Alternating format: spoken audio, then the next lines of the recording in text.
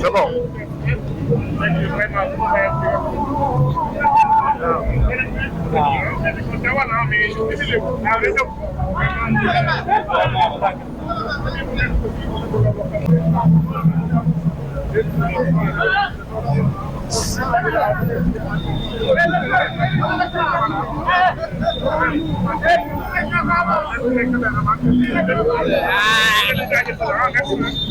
Allez, le caméraman. Allez, recule.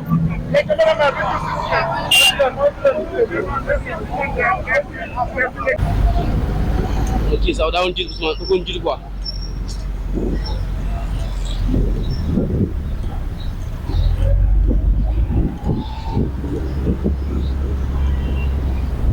jërëjëf Cheikh Anta nga may ma gërëm rek di sant les délégués de quartier de Cité Senghor 1 de Cité Senghor 2 suñu grand Ali Seck ak suñu grand Mamadou di Mamadou Tine di nuyu aussi suma yaay yi ma fi fekk suma sœurs yi ñi nekk ci conseil de quartier yi les jeunes qui se sont mobilisés et li ñu fekk fii moom la ñu bàyyi R100 avec le président Adjouma Sow le délégué de quartier Mamadou Mar Ndiaye le délégué de quartier Ousmane Diaw moom la ñu bàyyi Diamaguène moom la ñu war a xooli Cité Lamy moom la ñu war a xooli un peu partout dans la commune de Thiès Est parce que dañu am nag gan gu mag goo xam ni daf ñu defal lu rëy mooy jël fête de l'indépendance délocaliser ko indi ko à Thiès en retour bi ñu déggee mbir moom rek dañu woote conseil bi bu mag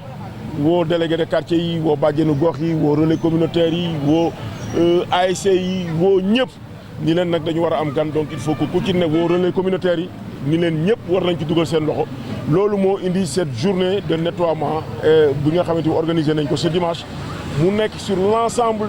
du périmètre communal yaa ngi gis ñu ngi peinture trottoir yi takk drapeau yi jeunes yi ñëpp génn volontairement malgré la chaleur nit ñi sentiruñu ko parce que l'atmosphère est à la fête et lii la ñu ñaan yàlla mu continuer ba jour 4 avril bi parce que président bi ñu dajee ak moom jébbal ko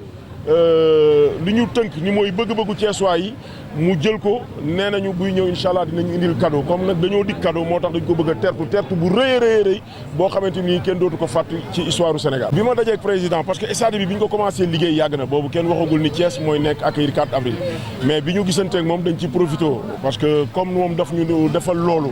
ñu bëgg ko tertu bu rëy parce que commune bu Thiès Est nag mooy commune bi nga xam ne moo gën a mag ci région bi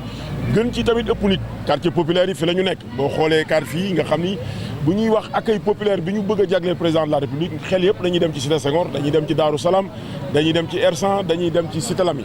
donc bëgg nañ ko accueillir de manière populaire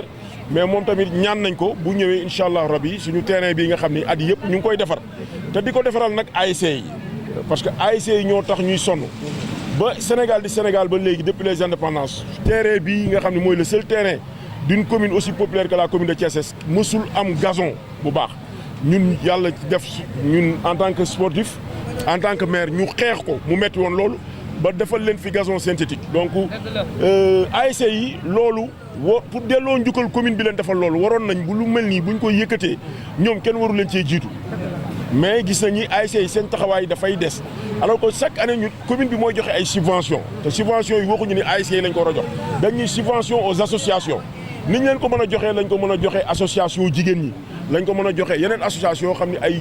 ay jeunes ñoo fa nekk mais suñ leen koy jox c'est parce que dañu jàpp ni pour les encourager la ñoom tamit war nañ mën a xoolaat nag seen taxawaay parce que alal ji ñu jël def ko ci terrain champ de course bi alal ju bëree la joo xam ne xajoon na feneen mënoon na financer les activités des femmes tabaxal leen maison de la femme mënoon na def leneen ak leneen mais ñoom ñu jox leen ko donc lii kenn waru leen ci woon a jiitu mais li ñuy ñaan mooy mën nañu dabu mooy rectifier wu mooy ñu def une mobilisation populaire pour que le 4 avril Inch'Allah ñëpp ñëw ñu accueillir le président de la République au champ de course pour mu inaugurer ñu suñu terrain boobu nga xamante ni entrepreneur bi jox na ma ay garantie que ni le jeudi Inch'Allah dina fekk pause gazon bi yëpp jeex li ci des rek mooy ñu def ay derniers réglages pour accueillir le président ak son gouvernement. D'abord remercier les délégués des quartiers de Cité Senghor 1, Cité Senghor 2 ainsi que l'ensemble des membres du conseil des quartiers, les jeunes, les femmes qui se sont tous mobilisés comme une seule personne, à l'instar des autres quartiers de la commune. Vous savez, nous avons l'honneur cette année de recevoir son Excellence le Président de la République, Bassirou Diomaye Diakhar Faye, son gouvernement à sa tête, le Premier ministre Ousmane Sonko à Thiès, pour la célébration de notre 66e anniversaire à notre accession à la souveraineté internationale. Donc ça doit être avant tout une fête.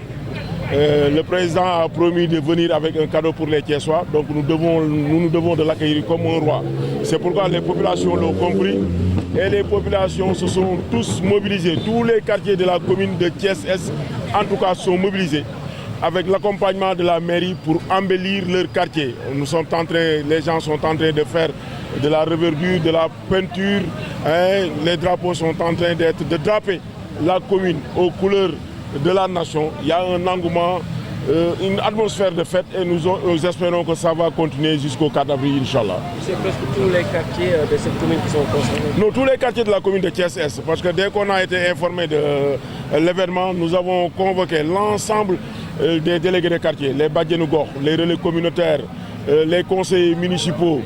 Tous les acteurs sociaux ont été convoqués en réunion à la mairie. Nous avons échangé avec eux et nous leur avons demandé de tout mettre en œuvre pour que l'accueil du président de la République et de son gouvernement soit un accueil chaleureux et populaire. Et quand on parle de popularité, on pense nécessairement à la commune de Thiès, qui est la plus grande commune, mais la commune aussi la plus populaire de la région de Thiès. Donc nous sommes dans cette dynamique-là et nous espérons continuer sur cette dynamique-là jusqu'au 4 avril, Inch'Allah, jour où nous allons célébrer la fête de l'indépendance. Vous aviez entamé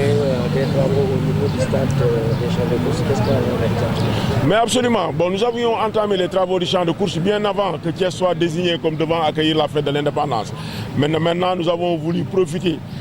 du cadeau que le président de la République nous a fait pour lui demander à son tour de nous faire l'honneur de venir inaugurer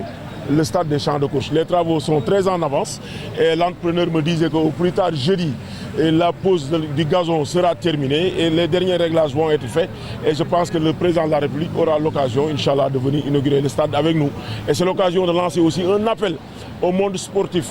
Parce que des activités de ce genre, je crois que c'est les ASC qui doivent être au devant. Donc, parce que nous faisons énormément de choses pour les ASC.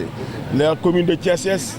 chaque année, on distribue des subventions à 44 ASC. La commune parraine les finales zonales. Donc, on ne peut pas faire tout cela. Et que quand il y a des activités citoyennes de ce genre-là, les femmes se mobilisent, les vieux se mobilisent, d'autres jeunes se mobilisent, d'autres associations se mobilisent, mais que souvent, on ne voit pas les ASC. Donc, c'est un appel du cœur que je lance encore aux ASC. Énormément d'efforts sont consentis par la commune pour les ASC, pour le sport en général. Donc il faudrait qu'en retour, que les ASC aussi jouent leur véritable rôle.